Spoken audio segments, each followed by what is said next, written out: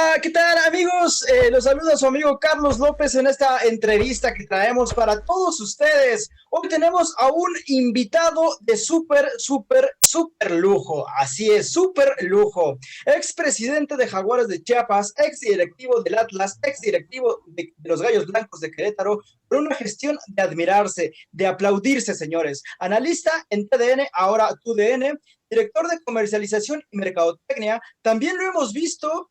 Sí, también lo hemos visto jugando golf en sus pasatiempos, que por ahí tuvo un accidente que no pasó a mayores. También su otro hobby es tocar la batería, que por ahí también lo vimos un video tocando la batería y realmente lo hiciste súper bien, Arturo Villanueva. Bienvenido Arturo, ¿cómo estás? ¿Qué onda? ¿Cómo están? Un placer acompañarlos la noche de hoy. Encantado de platicar de fútbol. Te faltó que también pasé por el Atlas un añito, ¿eh? De hecho sí, mencioné que fuiste directivo del Atlas también.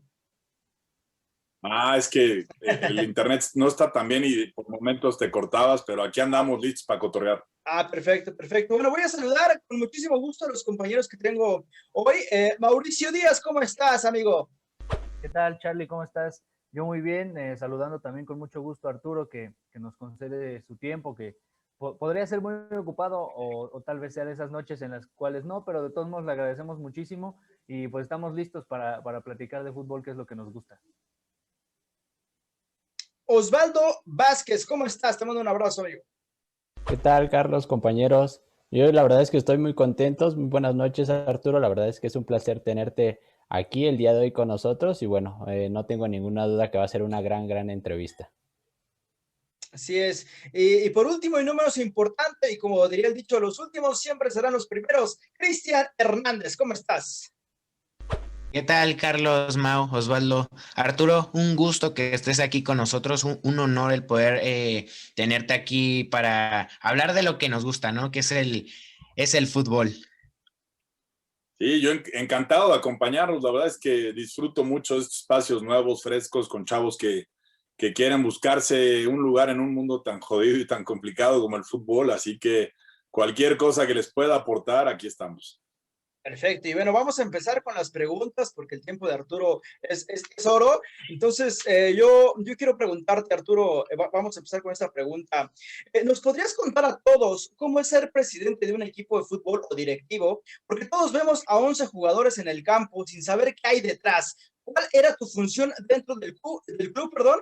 Y también aunado a mi pregunta, ¿por qué dicen que no es bueno como directivo ser amigo de los jugadores?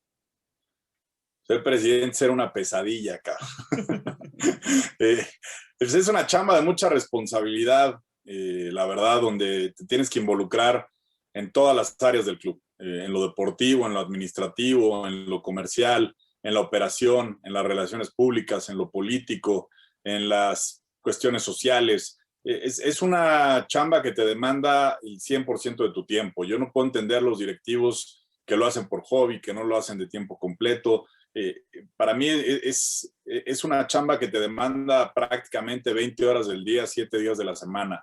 Es una chamba, si bien que se disfruta mucho, que tiene pues muchos beneficios, también hay que decirlo, también implica muchos sacrificios, sobre todo en el tiempo con tus seres queridos, con las familias, porque como los jugadores, ¿no? Yo te puedo decir que en 10 años nunca falté un partido de primera división, me eché prácticamente todos los de la 17, la 20 y la segunda, gran parte de los de la femenil iba a los entrenamientos de los chavos. Entonces, es una chamba que cuando la haces en serio y con pasión y dedicación, te quita, no te quita porque es una inversión, pero le dedicas mucho tiempo. Y hay que recordar que el fútbol, pues la mayoría de las veces, o los días importantes del fútbol son en fines de semana, cuando la gente, las parejas, los hijos normalmente se divierten y conviven y tú estás chambeando, estás de viaje, estás arriba de un avión, en un hotel, en un estadio. Entonces es una chamba que implica muchos sacrificios. Por eso mismo, a tu segunda pregunta, yo siempre he sido de la idea de mantener una relación muy cercana al jugador y muchas veces he sido cuestionado y criticado por ellos.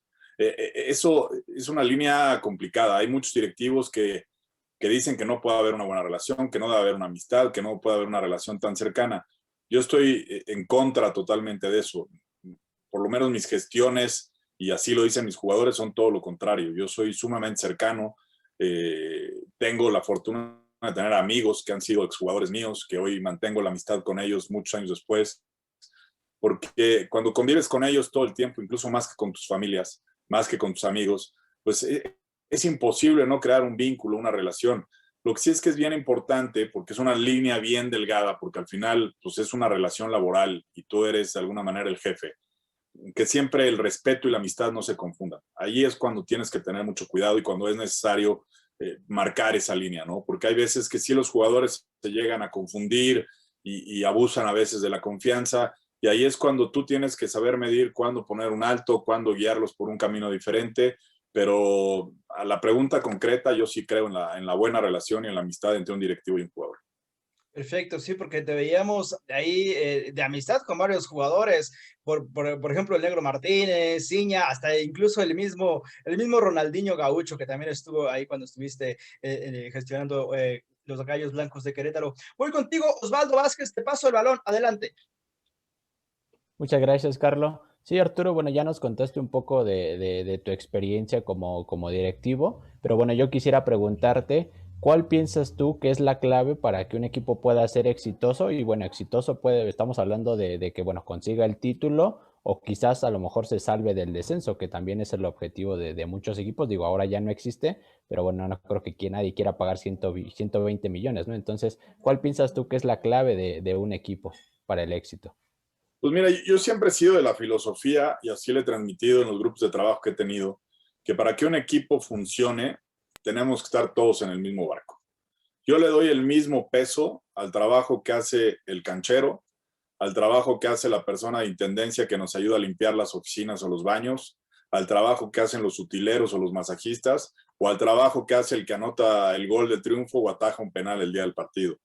Si no entendemos eso, es muy difícil que un equipo sea exitoso. Si no comprendemos que vamos todos en el mismo barco y que el trabajo de todos nosotros debe ser en comunión y debe ser perfecto, entonces ya entras al partido perdiendo 2-0. Prueba de esto que menciono, y por eso me siento muy orgulloso de eso. Cuando nosotros salimos campeones con Querétaro, y cuando salimos subcampeones, y cuando salimos campeones de la 20, y cuando salimos campeones de la segunda, yo le pedí a la federación mandar a hacer 100 medallas. Y le entregaba una medalla a cada persona que trabajaba en el club, porque esa era la forma de respaldar lo que yo decía y respaldarlo con palabras y decirle, aquí fuimos campeones todos. Y sí, pedía un presupuesto adicional, que afortunadamente siempre fui respaldado en las directivas, para poder mandar a hacer esas medallas que son muy costosas. Pero creo que eso es lo que hace diferente a un club, ¿no? Que realmente le des su lugar a cada persona, que cada vez que cada quien hace un trabajo correcto se lo reconozcas y que transmitas eso, ¿no? Que todos somos parte de un mismo equipo y que el trabajo de todos es el resultado que se ve en la cancha. Claro, sí, sí, es muy importante eso que mencionas, que todos vayan hacia un mismo lado y bueno, que le des también el mérito a personas que quizás a lo mejor no se les reconoce, pero también es muy importante lo que hacen dentro del plantel. Muchísimas gracias. Cristian Hernández, tu turno. Gracias, Carlos. Arturo, como bien lo mencionas, ¿no? El ser presidente de un club mexicano implica muchas cosas. Y no sé qué opines, y para eso es esta pregunta. Desde mi punto de vista, ser parte de un club, siendo jugador, siendo directivo, siendo presidente, siendo de intendencia, el club se vuelve tu segunda familia, porque compartes mucho tiempo junto a ellos, ¿no? Tanto con el de intendencia, con el que barre, con el director técnico, con los jugadores, con sub-20, con todos, ¿no? A esto me pregunto, en la cuestión familiar, tocando temas personales, ¿no te llegó a veces a causar conflictos? Porque, digo, aquí muchos hemos jugado fútbol, ¿no? Digo, tú fuiste de los privilegiados que te tocó ser presidente de un equipo. Entonces, ¿no crees que luego influye mucho en cuestión familiar el estar manejando un club? Sí, por supuesto. Yo desafortunadamente perdí muchas relaciones, muchas parejas por la cuestión del fútbol. Yo a lo mejor, yo llegué a la presidencia muy chavo. Mi primer presidencia tenía 33 años. Y es difícil cuando no hiciste un nombre en la cancha, cuando no eres un tipo reconocido en el medio, es difícil hacerte camino como directivo, como entrenador, como cualquier función dentro del fútbol. Entonces yo me obsesioné con mi trabajo. y perdí el equilibrio, esa es la realidad. Y esa es una de las cosas que aprendí después de muchos años. Yo fui directivo casi 10 años. Y cuando terminó mi gestión con Querétaro y decidí poner una pausa a la cuestión del fútbol y dedicarme a los medios, hacer otras cosas, fue precisamente por eso, porque me di cuenta que me fui al otro extremo, que no supe poner un equilibrio entre lo familiar, lo social y el trabajo. Al final es un trabajo muy demandante, muy privilegiado, pero no deja de ser eso, un trabajo. Y cuando termina y te corren, te quedas sin nada. Y creo que es una de las cosas que yo aprendí a lo largo de estos años, de esta trayectoria de estar en 3 equipos diferentes, en 3 ciudades diferentes, fue precisamente eso, que la siguiente vez que tenga una gestión, no digo que seré menos dedicado o que dejaré de ir a todos los partidos, pero sí creo que debes de encontrar un equilibrio. Sí, ¿no? Y te pregunto esto porque hemos visto varios casos, ¿no? En el fútbol mexicano o en general en el fútbol, que, que luego el tema familiar es muy complicado y, o sea, desde los jugadores, directivos, todo es muy complicado en tema familiar porque el club es tu segunda familia, entonces influye mucho luego en algunas decisiones o en algunos días importantes. Sí, definitivamente, desde el trasladar a tu familia a otra ciudad, desde el enojo y la frustración que te causa cuando pierdes un partido, o sea, todo en el fútbol te acaba influyendo en tu vida personal, en tu vida social, cuando realmente es tu pasión, cuando realmente te clavas tan de lleno en el equipo, pues claro que influye. No somos robots, ¿no? Ojalá y yo hubiera tenido la capacidad o la madurez en ese momento de separarlo, pero no fue así, te lo digo, ¿no? Yo perdí muchas novias, muchas parejas, incluso yo fui papá soltero muy chavo y me quedé con mi hija y siempre vivió conmigo y me acompañó a los equipos, a los vestidores, a los viajes, pero hubo un momento en que yo ya estaba tan clavado en el equipo que mi hija se tuvo que ir a vivir a otra ciudad y ese fue el error más grande de mi vida porque ahí yo perdí mucha motivación, muchas cosas. Entonces por eso te digo que si bien seguiría siendo en el mismo estilo de estar cercano, de estar presente, de trabajar full time, sí creo que la siguiente vez que tenga participación en un equipo trataré de buscar un mejor equilibrio. Perfecto, Arturo, muchas gracias por estas palabras. Muchísimas gracias, Arturo. Te cedo la palabra, Mauricio Díaz. Muchísimas gracias, Charlie. Me gustaría preguntarte, Arturo, nos has comentado que has tenido éxito por esta confianza que tienes con el jugador, ahora estás desempeñándote en los medios, como bien lo comentas, pero con esto mismo que nos has dicho, me gustaría preguntarte si en algún momento tienes pensado dedicarte a otra cosa, quizá la dirección técnica, quizá alguna otra función que tengas todavía la espinita de llegar a hacer, porque sabemos de tu amplia carrera y que has tenido éxito. No, mira, yo me veo ligado a la pelota toda mi vida. No comprendería mi vida de otra manera. Tuve la fortuna de ser jugador profesional, si bien nunca debuté en primera división, jugué para el Necaxa de portero algunos años. Después dejé el fútbol cerca de 6, 7 años para dedicarme a la abogacía. Me titulé como abogado y siendo abogado fue que retomo la carrera de fútbol, siendo director jurídico de Puma. Empecé a llevar proyectos de fútbol, patrocinios de equipos, y ahí me volví a involucrar en el fútbol. Y me di cuenta que mi vida estaba ahí, que dedicarme a otra cosa sería engañarme y no buscar mis sueños y mi pasión.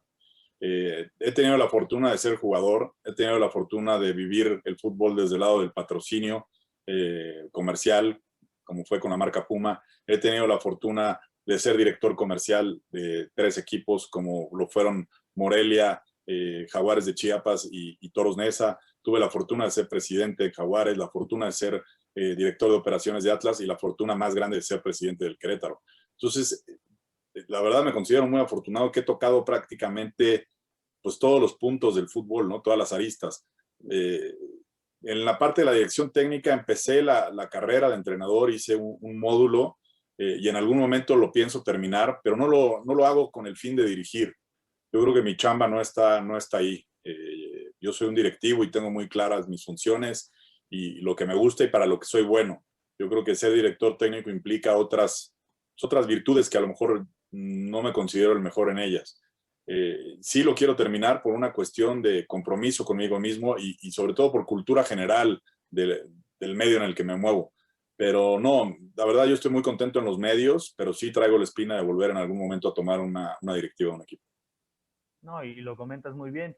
Quizá no sea a lo que te quisieras dedicar en un futuro, te puedes ver más en los medios. Y con esto mismo me gustaría preguntarte, si me das la oportunidad, ¿de quién sería la persona, en cuanto a medios hablamos, de quién has aprendido más? Porque has compartido con muchísimas figuras públicas, pero ¿quién sería de los medios en la empresa? El programa que yo hago de radio con él todos los días es el programa que más he disfrutado. Me parece un tipo que con la trayectoria que tiene es impecable, es de bola. O sea, él no es un tipo que se cuelga las medallas, no es un tipo que quiere brillar por encima de sus colaboradores, siempre te pide la opinión, siempre te valida, es un tipo sin envidias, es un tipo que le gusta que su gente crezca y eso con la trayectoria que él tiene, la verdad es muy aplaudible, porque sí es un medio donde hay muchas envidias y Raúl no tiene necesidad de eso. Raúl es un tipo que disfruta su chamba, que disfruta el fútbol, que tiene un nombre intachable y que se preocupa por la gente que colabora con él. Así que no tengo duda, respeto mucho a varios de mis compañeros, he aprendido de ellos, disfruté también mucho el programa de la línea de 4, que creo que era un programa donde se analizaba fútbol y no nos dedicamos a polemizar, ni a pelear, ni a discutir. Y ese programa lo disfruté mucho también con Marc Rosas, con Alex de la Rosa, con el Tito Villa, con Braulio Luna, que me parece un crack. Pero sin duda, si tuviera que escoger uno, me quedo con Raúl. No, y son varias figuras públicas con las que has tenido este placer de convivir, nos lo menciona, y el hecho, desde mi punto de vista, que tengas ya directamente la respuesta de decir Raúl Orbañanos me parece fantástico porque habla de un buen bagaje que tiene este personaje. Te agradezco mucho, Arturo. Al contrario. Perfecto, perfecto. Una disculpa, compañeros, porque estaba teniendo problemas de conexión, ya se restableció. Bien, Arturo, yo quisiera también hacerte una pregunta. Con tu gestión tan exitosa, siendo campeón con Querétaro, llegando a una final, teniendo jugadores de muy buena calidad, un campeón del mundo, ¿por qué no seguir en algún club como directivo? Si a mi punto de vista lo hiciste muy bien, excelente, diría yo, e incluso mucho mejor que algunos de los que están ahora actualmente. Pues yo me hago todos los días la misma pregunta, cabrón. Si le encuentras la respuesta, me la pasas, güey. No, la verdad es que es jodido. Yo cuando fui presidente de Jaguares, la primera vez que tuve la oportunidad de ser directivo, la persona que me dio la confianza es Gustavo Guzmán. Y yo me acuerdo muy bien el día que me encargó al equipo y que me lo dijo literal, me dijo, ¿de qué tamaño son tus huevos? Y le dije, pues depende para qué, cabrón, ¿no? Y me dijo, pues como para ser presidente el lunes. Y le dije, va, le entro. Y me dijo una frase que me marcó y que no se me va a olvidar nunca. Me dijo, somos un país de muchos millones de personas, más de 120 millones de personas. La mayoría disfrutan y son pasionales del fútbol. Todo el mundo quiere trabajar en el fútbol. Por lo menos la mitad del país daría la vida por un trabajo así. Y solo hay 17 güeyes más que tú. Solo hay 18 sillas. De ese tamaño es tu responsabilidad, de ese tamaño es la forma en la que debes de cuidar tu trabajo y de esa magnitud es la dedicación que le debes de brindar si quieres trascender en este medio. Entonces yo hoy entiendo que solo hay 18 sillas y que no siempre, yo tuve la fortuna de durar 10 años trabajando seguidos y eso es muy raro en el fútbol. Ahorita que llevo 3 sin ser directivo, pues te empieza a picar el gusanito y se me habrá pasado ya mi tren, pero el fútbol da muchas vueltas y cuando eres un cuate que tengo la fortuna de nunca haberme involucrado en notas polémicas, en chismes, en cuestiones, pues de ese tipo de notas que salen todo el tiempo, estoy seguro que en algún momento me va a volver a tocar una oportunidad. Perfecto. Y también quiero preguntarte esto, igual si no quieres ni contestarme, pero a mí me gustaría que te mojaras coloquialmente hablando. Sabiendo los problemas que tiene Pumas, tú, si te ofrecen hoy Arturo Villanueva la presidencia del Club Universidad, ¿la tomarías sabiendo los problemas financieros y los problemas que han tenido últimamente? Cabrón, tomé Jaguares, Atlas y Querétaro. Creo que con eso te contesto, güey. Ok, perfecto, muy bien. Muy bien. Osvaldo Vázquez, por favor. Sí, Arturo, yo quisiera preguntarte acerca de un jugador que, marcó la infancia de muchas personas, ¿no? Y que vino a jugar aquí a México, y es el mismo Ronaldinho, y que nos contaras cómo fue la experiencia de irlo a buscar y de traerlo a la Liga Mexicana. ¿Cómo fue toda esa gestión que llevaron con el mismo Ronaldinho para que viniera a jugar aquí? Mira, no hay duda que cada vez que tengo una entrevista es una pregunta obligada. Yo entiendo que mi carrera en el medio del fútbol siempre estará marcada por eso. Y mi carrera siempre será un antes y un después de Ronaldinho. Y lo he platicado con él y no me canso de agradecérselo. Si bien había sido una buena gestión en Jaguares y en Atlas, pues mi reconocimiento fue a partir de él. Y cuando empecé a entrevistarme con los mejores técnicos en Europa y en Sudamérica y los mejores jugadores, y estuvimos cerca de traer otro tipo de jugadores al fútbol mexicano, fue porque Ronaldinho estuvo en Querétaro. Y creo que fue un acierto en todos sentidos, ¿no? En lo comercial, en darle vista a un club como Querétaro mundialmente, a la liga misma, y tener un tipo de esos, que hay muy pocos tocados por la varita, pues es un privilegio muy grande. Verlo entrenar, verlo tocar la pelota, verlo hablar en un vestidor, verlo moverse, es un privilegio. Nos consideramos muy afortunados los que hemos compartido un vestidor con una persona de la talla de Ronaldinho. Además es un tipazo fuera de la cancha, es un tipo súper agradable, lo decías bien al inicio del programa, se volvió un amigo entrañable ahora que la pasa mal con el tema de la muerte de su madre. He estado en comunicación con él, con su familia, y tenemos una relación muy estrecha. Estuve a punto de viajar al funeral, pero por temas de COVID es complicado.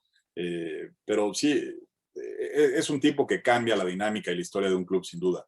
Y siempre lo digo, fue un golpe de suerte, esa es la realidad. Porque yo viajé a Brasil, sí, con la ilusión, porque él acaba de ganar la Libertadores, y estábamos buscando precisamente un jugador franquicia, como dicen los gringos, ¿no? Traer un bombazo era la primera vez que el Grupo Ángeles entraba al fútbol y queríamos dar como un manotazo de llegamos en serio. Entonces yo hice una lista de jugadores AAA, y el top era Ronaldinho, ¿no? Para traer un jugador de esos hay una cuestión fundamental. Para traer un jugador de ese tamaño necesita estar libre de contrato. Si no, es imposible pagar una transferencia. Y cuando estábamos decidiendo esa lista, que justo gana la Libertadores, salió un comunicado de prensa en Brasil donde el club con el que había ganado la Libertadores decía: si ves a Ronaldinho de fiesta, denuncia.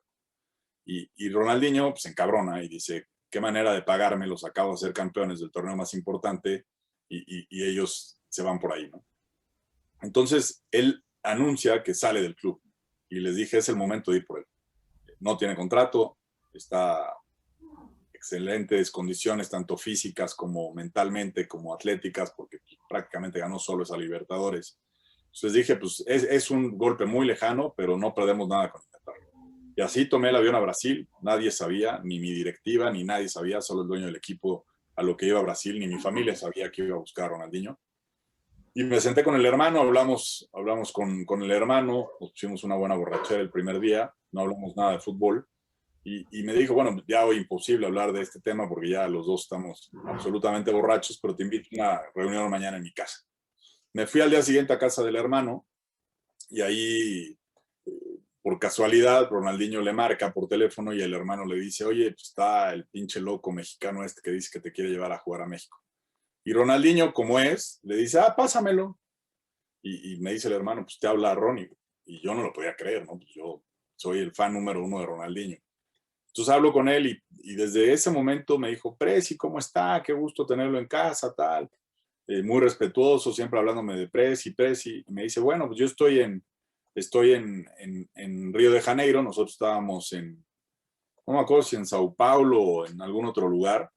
Y me dice: ¿qué le parece si me viene a visitar mañana a casa? Yo le mando el avión, viene acá una fiestecita en casa y acá platicamos. Y dije: listo.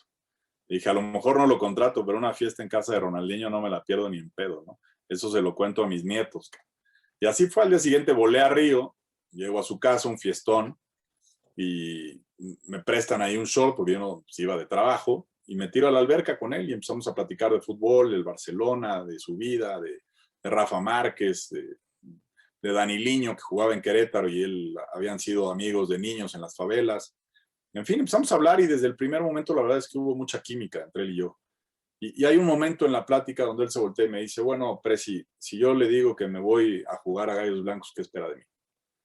Y ese fue el momento donde dije, pues este güey lo va a pensar, güey, al menos lo va a pensar, güey. Y ahí a mí pues, me nació del alma y le dije la verdad, le dije, ¿qué espero de ti? Que te vayas a divertir, cabrón. Puta, y abrió los ojos, así como si hubiera entrado a Disneylandia un niño y me dice, ¿cómo? Y le digo, pues, ¿qué quieres que te pida? Tus 34 años ya lo ganaste todo, cabrón, todo. No te voy a pedir que vayas a entrenar más que nadie, que vayas a ser un ejemplo. Conozco tu carrera, conozco lo fiestero que eres, conozco los problemas que has tenido en todos tus clubes. Yo quiero que te vayas a divertir porque quiero que transmitas eso al equipo con el que estoy. Que transmites la sonrisa con la que juegas, tu amor por el fútbol. Y si sucede eso, algo mágico va a suceder. Y se volteó y le dijo al hermano, listo, nos vamos para México. Esa fue la negociación con Ronaldinho. A grandes rasgos, al día siguiente estábamos volando a México con el hermano y sus abogados. Llegamos a México y tuvimos una reunión de 15 horas sin parar metidos en una sala de juntas. Obvio, Ronnie no estaba ahí, estaban sus abogados. Y a las 5 o 6 de la mañana firmamos el contrato. Wow, increíble la experiencia, ¿no? Porque, pues, digo, muy poca gente sabe de todo lo que hay detrás de ese gran fichaje. Y bueno, no solo pues pudiste acudir a una fiesta de Ronaldinho, ¿no? Sino tú fuiste la persona que lo trajo a México. Sin ninguna duda, una magnífica experiencia. Muchísimas gracias, Arturo, por la experiencia. Al contrario, encantado. Sí, y dicen muchas veces que luego los contratos se hacen en las fiestas o incluso hay jugadores que firman su contrato en una servilleta y de ahí se guarda todo, ¿no? Y ahora sí, nos quedamos con Cristian Hernández. Adelante, amigo. Gracias, Carlos.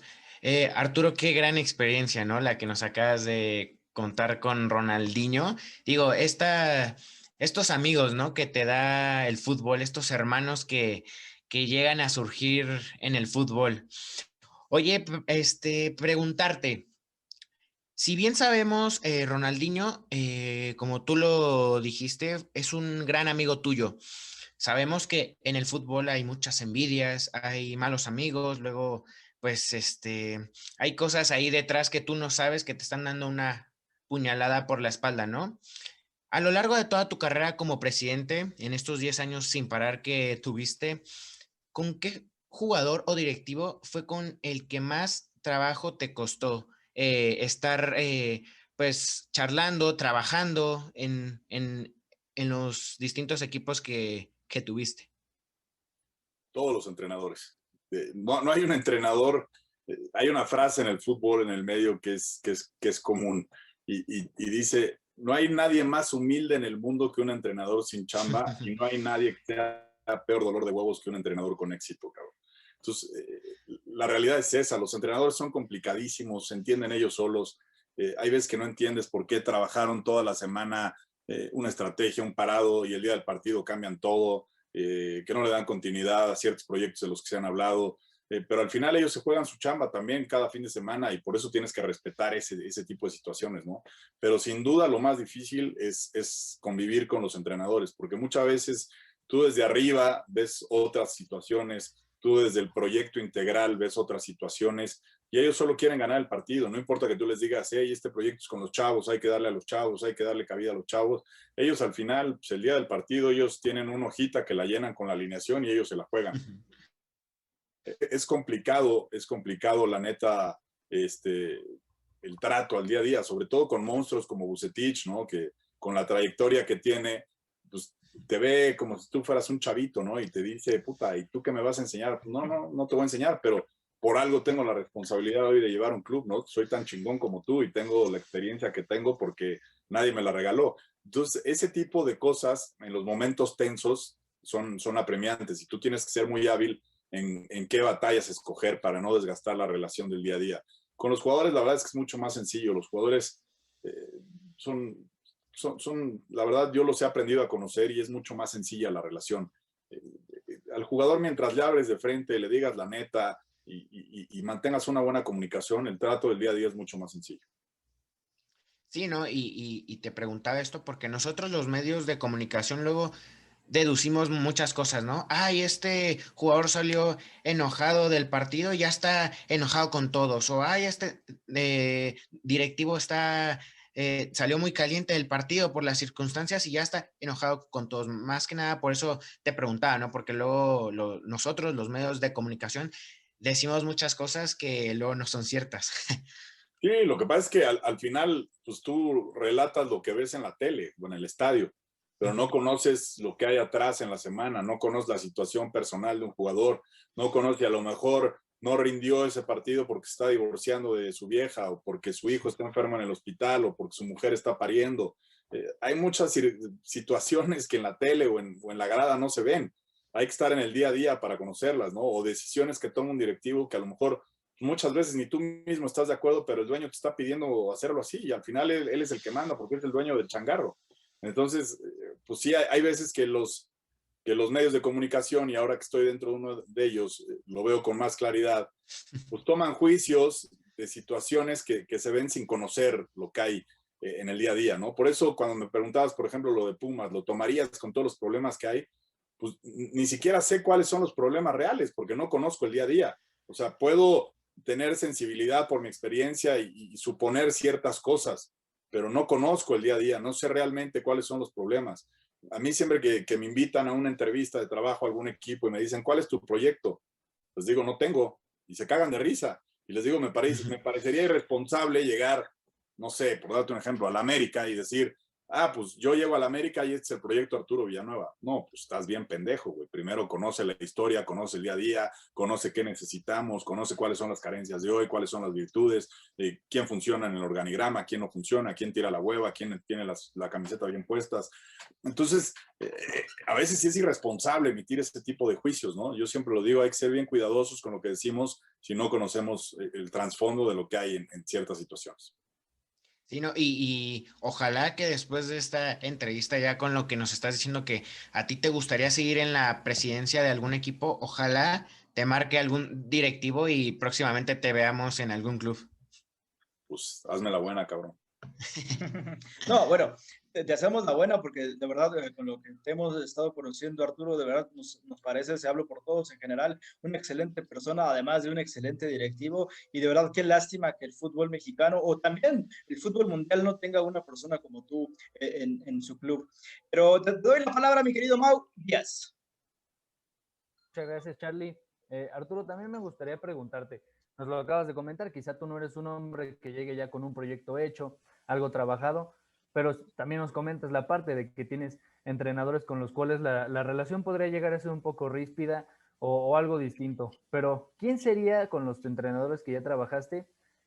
Uno con el que el día de mañana te dicen, vas a tal equipo, pero debes de llegar con entrenador y un proyecto hecho, bueno, a lo mejor el proyecto no como tal, pero un entrenador que tú digas, yo sé que él me va a rendir al 100% y que el trabajo lo va a hacer de manera excelsa. ¿A quién le llamarías? Esté ocupado, ¿no? ¿Quién sería tu candidato idóneo para tomar un equipo en este momento? Es que vuelvo a lo mismo. Esa pregunta no tiene respuesta. No es lo mismo llegar a presidir Tigres que llegar a presidir Querétaro. No es lo mismo entrar a un proyecto como hoy es Cruz Azul a ir a Juárez. Y creo que lo primero que tienes que hacer es conocer cuáles son las intenciones del dueño del equipo, cuál es el proyecto, qué es lo que quiere de su club. Porque yo te puedo decir, pues yo me llevo a Vucetich, pero si el dueño del equipo lo que está buscando es un proyecto de chavos, pues no sería el candidato ideal. Vucetich, donde mejores resultados ha tenido, a mi parecer, es con planteles vastos, con jugadores de peso, y es donde él mejor se acomoda, ¿no? Si me dice un proyecto de chavos, a lo mejor me la juego con un chavo, como me lo jugué en su momento con Jimmy Lozano, porque vi cómo fue creciendo, cómo dirigió a la 20, cómo fue auxiliar de Víctor, cómo... Entonces, primero, antes de hacer la elección de un técnico, que es sumamente importante, tienes que saber qué es lo que quiere el dueño de su proyecto. Y entonces sí, ya cuando tienes claro, no, a ver, este equipo es comprador y hay que ir por los mejores jugadores y hay que traer gente de peso, bueno, pues estos son los técnicos de ese perfil. Si te dicen, pues aquí no hay lana, cabrón, aquí tienes que sacar jugadores, te la tienes que jugar sin presupuesto, bueno, estos son los técnicos con este perfil. Te puedo decir, y porque lo he dicho abiertamente, de todos los técnicos que he aprendido, admiro mucho al profe Cruz, Tomás Boy en su momento, Vucetich me enseñó lo que pocos en el fútbol me han enseñado, tuve grandes pláticas con él, es un tipo que admiro muchísimo, pero con el que más disfruté trabajar es con Nacho Ambriz.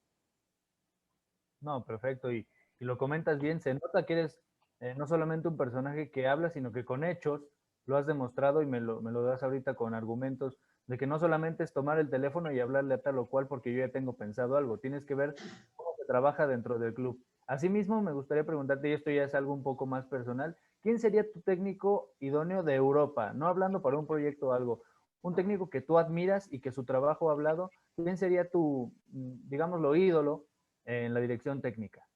Hoy por hoy, sin duda, Klopp. Me parece un tipo con una personalidad increíble que se compromete con la institución, que, que, que traduce los valores de los clubes donde ha estado, que siempre asume la responsabilidad, nunca echa culpas de me vendieron jugadores, me faltaron refuerzos. Cuando las cosas andan mal, él dice me equivoco yo. Cuando las cosas andan bien, mis jugadores andan bien. Y su estilo agresivo de juego, su estilo alegre, los resultados que ha dado en todos los equipos en los que ha pasado, con presupuesto, sin presupuesto, lo que se hizo con el Liverpool de llevarlos nuevamente a donde los llevó a todos los campeonatos.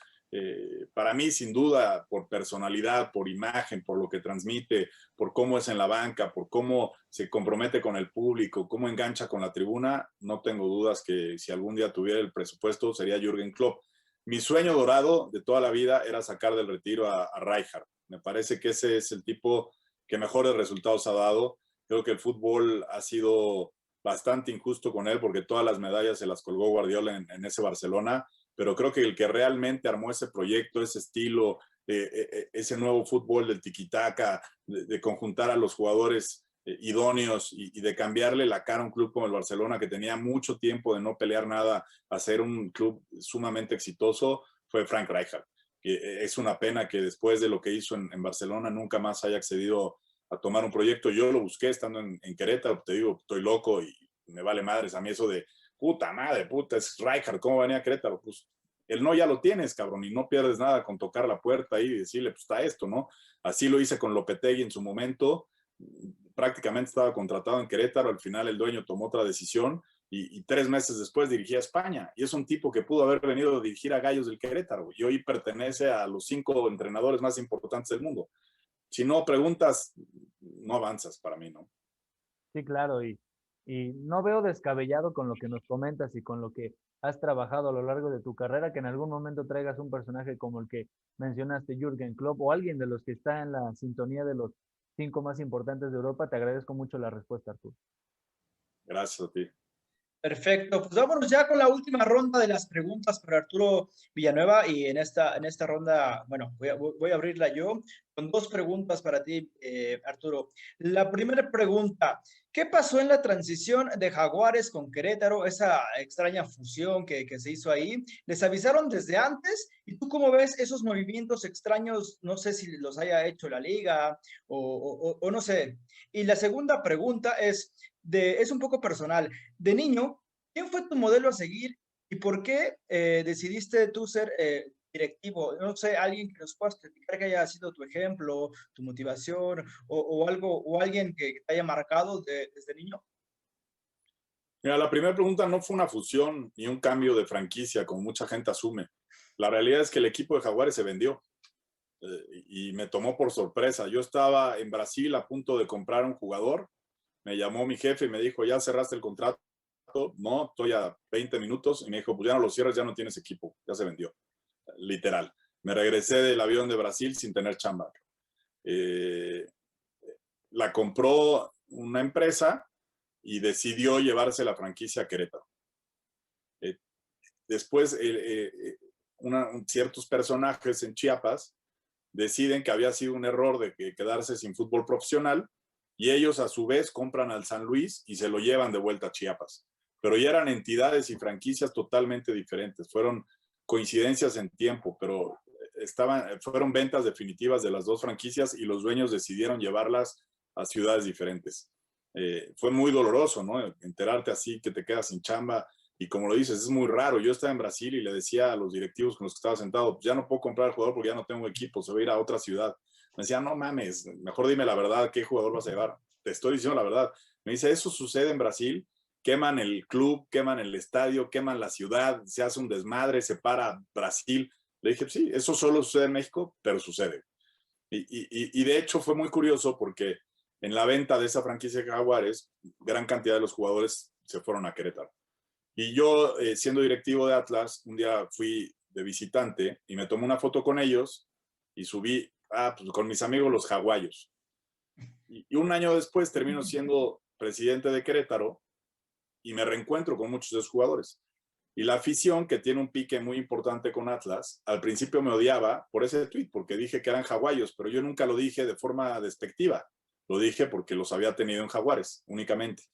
Y fue un tweet que me marcó los primeros años de gestión con la afición. Me pegaban durísimo en redes sociales y me mentaban la madre en el estadio, que no había respetado a la franquicia y a la institución y los colores. Ya después, pues con resultados y chamba, fui cambiando esa imagen, pero así sucede en México. Es la realidad. Es muy raro, pero sucede. Y la otra pregunta, mi modelo a seguir, mi papá, sin duda. Él no tiene nada que ver con el fútbol, pero de él aprendí el trabajo, la honestidad, ir siempre de frente. Como siempre digo yo, en esta vida hay que ir con un par de huevos por delante y meterle toda la pasión y todas las ganas, y de él aprendí eso. Realmente un modelo como directivo en el fútbol no tengo. Ok, perfecto, perfecto. Muchísimas gracias por compartirnos esto que a lo mejor casi nadie sabe o pocos lo saben. Osvaldo Vázquez, tu última pregunta, por favor. Gracias, Carlos. Sí, Arturo, bueno, ya nos platicaste de tu experiencia, ¿no? Como directivo y bueno, de todo lo que se tiene que pasar para poder llegar al lugar donde estás y bueno, que ahora ya trabajas igual en los medios de comunicación. Entonces yo quisiera preguntarte más de un tema que, bueno, normalmente se ha escuchado en los medios de comunicación, ¿no? ¿Por qué tú crees desde tu postura como director deportivo que no hay tantos jugadores en el extranjero? ¿Crees que se le tapa la salida con los precios de que se quieren vender muy caros a los equipos extranjeros? ¿O cuál es tu opinión al respecto? Pues nunca he sido director deportivo, creo que ya me toca en algún momento. He sido presidente nada más, pero sí me gustaría ser director deportivo en algún momento. Yo creo que son muchos factores. La Liga Mexicana es una liga muy bien pagada, sumamente bien pagada, a lo mejor sobrevalorada en algunos momentos. Me refiero a salarios y a los precios que se pagan por transferencias de jugadores. Eso obviamente es un impedimento para salir a Europa, porque sobre todo los jugadores argentinos, brasileños, colombianos, se van con 17, 18 años a Europa. Los equipos europeos tienen muchos visores por todo el mundo. Y en México a los 17, 18 años no han ni debutado. Debutan a los 21 años, 22 años, van tomando regularidad la mayoría, ¿no? Entonces, si le sumas que son jugadores para Europa ya grandes, que no los van a terminar de formar allá, que además los salarios son muy altos en México, que los clubes quieren pues, sacarse la lotería en una de esas transferencias y pagar más de 10, 15 millones de dólares cuando por 15 millones te llevas a 5 argentinos, complica la operación. Pero también es culpa del jugador, siempre se le echa la culpa al directivo y al sistema. El jugador te dice, ay, déjame ir. Pues sí, pero el jugador no se da cuenta que tú llevas invirtiendo en él 5, 6, 7 años, pagándole salarios altísimos, y cuando llega un momento de querer ir a Europa, se quiere ir gratis. Pues tampoco es posible, porque tú tienes que defender la inversión que ha hecho el club en ese jugador, y tampoco lo puedes dejar ir solo porque él cumpla su sueño, porque tú finalmente representas una institución y tienes que también pues, velar por los intereses y por la economía de ese club. Claro, sí, sí, es muy cierto lo que dices, ¿no? El club, al final de cuentas, tiene que ganar algo de lo que invirtió en el jugador y muchas veces, bien lo comentas, ¿no? Los jugadores prácticamente se quieren ir gratis del club. Muchísimas gracias, Arturo. Cristian Hernández, adelante. Gracias, Carlos. Sí, como bien lo comentabas, Arturo, a los 17, 18 años, jugadores argentinos, brasileños ya están en un equipo europeo y bueno, haciendo un paréntesis, aquí tienes un caso, ¿no? De alguien que sigue buscando ese sueño de debutar y a sus 18 años no ha podido. Pero bueno, ese es otro tema. Arturo, yo quiero preguntarte en el tema Liga MX. Hace algunos días, Tigres consiguió lo que nadie de los mexicanos había conseguido, que fue entrar a una final del Mundial de Clubes. Lamentablemente la pierde contra un Bayern Múnich muy sólido, ¿no? Esa es la realidad. Para ti, desde tu perspectiva, ¿tenemos el nivel adecuado o cómo está el nivel de la Liga MX si próximamente nos enfrentamos a una Copa Libertadores?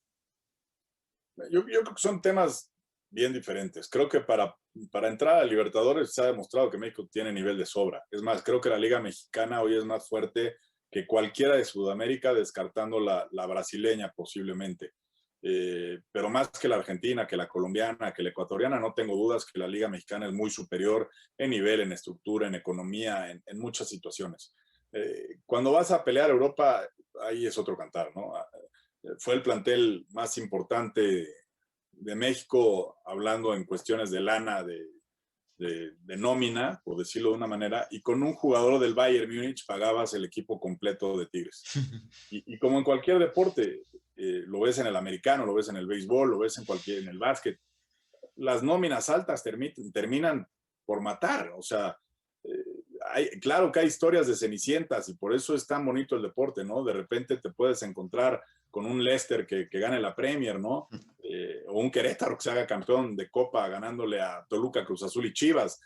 Pero esas historias son contadas y son casos atípicos y se tienen que conjuntar golpes de suerte con una mala tarde del otro equipo, con un rendimiento a tope todo el tiempo de tu equipo. Pero ir a pelear a Europa lo veo prácticamente imposible. Se juega otro deporte allá. No tenemos ni el nivel, ni la estructura, ni la conciencia, ni la educación para enfrentarnos a un Bayern Múnich en estos momentos, ¿no? Pero en la Libertadores creo que se ha comprobado en las participaciones que han tenido equipos mexicanos, de sobra está que se puede ganar. Entonces, tú con esto me puedes decir que si llegamos a enfrentar otra vez la Copa Libertadores, ¿no ves tan alejado en poder ganar esta Copa? No, ya hay 2 equipos que llegaron a la final y que se la robaron en el arbitraje. Y con todas las condiciones puestas para eso, sin poder tener la final en México, por ejemplo, lo cual es absolutamente injusto, que te ganes el derecho de recibir la final deportivamente y que te lo quiten en la mesa. Pero el nivel futbolístico, cuando ha habido Copas Libertadores, aquel Jaguares, Cruz Azul, Pumas, Chivas, todos han hecho Tigres mismo, han hecho grandísimos papeles y se les ha peleado de tú a Palmeiras, a Corinthians, a Boca Juniors, a River, al Independiente, al que me digas. Ahí sí creo que no están por encima de nosotros. Y se demostró otra vez, ¿no? Tigres, la verdad, fue superior en el Mundial que mencionas, a un equipo que venía de echar al River de forma importante, sobre todo en el primer partido. Entonces, sí, yo creo que México en Sudamérica, y yo lo he peleado, mucha gente habla que si nos cambiáramos a la CONMEBOL no iríamos a los mundiales. Yo te aseguro que si México se eliminara en la CONMEBOL, a pesar de que es la eliminatoria más complicada del mundo, incluso por encima de la europea por el formato, yo estoy seguro que México iría entre el 80 y el 90% de los mundiales. Perfecto, Arturo, pues ojalá, ¿no? No se tarde tanto nuestra liga en regresar a una Copa Libertadores, porque como bien lo mencionas, el nivel lo tenemos. Muchas gracias. Perfecto. Entonces, con lo que nos acabas de decir, Arturo, ¿tú no ves tan descabellado que México algún día sea campeón del mundo? Es lo que te digo, campeón del mundo sí lo veo complicado, muy complicado, porque hay un tema de idiosincrasia, hay un tema de cultura, hay un tema de profesionalización en muchas áreas. Tú ves cómo se comporta un jugador europeo de élite en comidas, en descansos, en vacaciones. Y es lo que me platicaba Nacho Ambriz, ¿no? Cuando él regresa de España, de pasar tantos años aprendiendo y pegado al Vasco y en el Atlético de Madrid y yendo a Champions, él viene a dirigir a México y quiere traer ese modelo. Y después se da cuenta que los jugadores lo odiaban, porque no es el mismo modelo, porque no es la misma educación y porque no tenemos los mismos jugadores. Y porque tú a un jugador español le dices, hoy vas a comer esto y vas a dormir de 4 a 6 y a las 8 de la noche te vas a meter en un gimnasio y lo hacen los jugadores top. En México no, en México son escasos y lo hacen por convicción propia, no porque se los dice el entrenador.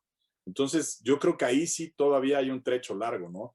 Creo que el truco está en cambiar la estructura de fuerzas básicas, los torneos de 17 y 20, y se ha venido haciendo y se ha ido mejorando, y ya hay hoy un chavo que debuta, aunque debute a los 20, 21 años, ya la mayoría de ellos traen un chingo de partidos de 17, de 20, de segunda división, torneos internacionales en Copa Dallas, en Copa Houston, en Holanda, en torneos europeos.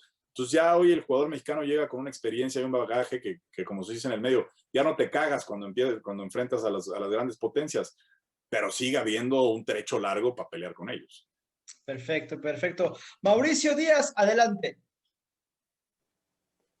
Sí, muchas gracias, Charlie. Indagando en internet, obviamente, con esto que tenemos, que son las redes sociales, páginas de videos, etcétera, podemos encontrar un fragmento de una entrevista que tuviste con Ángel Reina en algún momento que se pone medio complicada la situación con él. ¿Qué pasó realmente en esa situación? Porque al menos desde mi punto de vista, tal vez sea el jugador que pudo haber tenido, como bien lo comentabas, un día malo. No se sabe a ciencia cierta qué situación vivía el club más que lo que los medios pudiéramos notar. ¿Qué pasó en esa situación? No pasó a mayores, afortunadamente, hablando de hacerse de palabras más fuertes, pero ¿qué pasó con Ángel Reina? No me acuerdo bien cuál era la discusión, porque no soy un tipo que me engancho ni soy rencoroso. Algo tenía que ver con el tema de transferencias o de primas o sí, del pacto con Fidel Curi. El pacto de caballeros. Y yo le explicaba que el pacto se ha satanizado mucho, que el pacto originalmente en su creación tenía cosas muy positivas para proteger a los jugadores jóvenes y a los clubes que invierten en jugadores jóvenes. Después que se ha ido desvirtuando y muchos clubes y directivos han abusado inapropiadamente de él, eso está claro y eso es indefendible. Y yo le estaba explicando eso y él se engancha y me dice, no, es que tú por eso no estás ya en el fútbol. Y le dije, ¿por qué? Porque no me metí a cobrar comisiones, porque no me metí a robar dinero, pues entonces no voy a regresar nunca, porque eso no lo voy a cambiar. Esa es mi educación y esa es mi esencia. Y le dije, es como si yo te dijera que tu nivel hoy es muy bajo y que por eso no estás en América y juegas en la segunda división. Es igual de claro. No creo que vaya por ahí. Y le dije, tan yo no tengo nada que esconder que yo con cualquier jugador con el que haya trabajado, con cualquier dueño de equipo, con cualquier comentarista o con cualquier director técnico, sigo teniendo amistad, lo sigo viendo a los ojos y no tengo nada que esconder. Más o menos ese fue el contexto de la discusión. Él sí se enganchó un poco más porque yo creo que no comprendía bien el contexto de lo que estaba diciendo. De alguna manera yo incluso le estaba dando la razón a él, pero fue muy raro, la verdad, honestamente. Sí, quizás el apodo que se ha hecho muy famoso de él pueda darse por ahí, ¿no? Pero no sé si mis compañeros coincidan, yo creo que sí. Eres una persona que se muestra así, tal y como fue en ese fragmento de entrevista, simplemente respetuoso, sin ser tan importantes las palabras que se hicieron con Ángel Reina, porque sí, efectivamente, y es al menos lo que mi percepción da, que él fue el que se enganchó un poco más, ¿no? Te agradezco. No, incluso el Tito Villa, que estaba ahí siendo exjugador y creo que incluso fue compañero de él, le dijo, te estás equivocando, güey. O sea, no estás entendiendo la discusión, güey. Estás llevando la discusión a otro lado. Después me encontré a Ángel un par de veces, lo hablamos y como dices, no pasó nada. Compartimos vestidor en un partido de exhibición y ahí lo hablamos y le dije, pues lo tomaste mal y te enganchaste a lo güey porque nunca te ofendí a ti ni te hice menos. Lo pude haber hecho porque tenía argumentos para hacerte menos, pero no es mi estilo, honestamente. No, sí, es un tipo, se nota, al menos, y en esta entrevista lo podemos corroborar, un tipo sumamente preparado y te agradecemos, al menos en esta mi última pregunta, te agradezco todas las respuestas, Arturo. Al contrario, Mau, con mucho gusto. En ese pleito, Arturo, no sé si haya sido antes o después cuando una página deportiva también dijo que te habías como, no peleado, como discutido con Fidel Curi en aquella transferencia que no se fue exitosa o no con el jugador Leighton Jiménez. Pues sí fue más o menos por ahí, ¿verdad? No, la nota fue real. De hecho, me encontré en Cancún hace 2 semanas a Fidel y nos cagábamos de risa porque los medios dijeron que incluso habíamos llegado a los golpes. Y me parece ridículo, ¿no? La gente que me conoce, no, sí fui muy bravo de chavo y sí me agarré a madrazos 500 veces, pero nunca en un plano laboral. Y realmente la discusión ni siquiera era con él, la discusión era con Jorge Hank, el presidente y dueño de Xolos. Entonces, lo que pasó es que estábamos en un cuartito en el régimen de transferencias, en donde de ahí alcanzaban los medios a tener tiro de cámara. Y la discusión sí se puso muy caliente entre los tres, pero como te decía, los medios pues toman lo que ven y a lo mejor yo soy un tipo como me ves que uso mucho las manos, que tengo una voz muy potente, que cuando discuto parece que estoy gritando.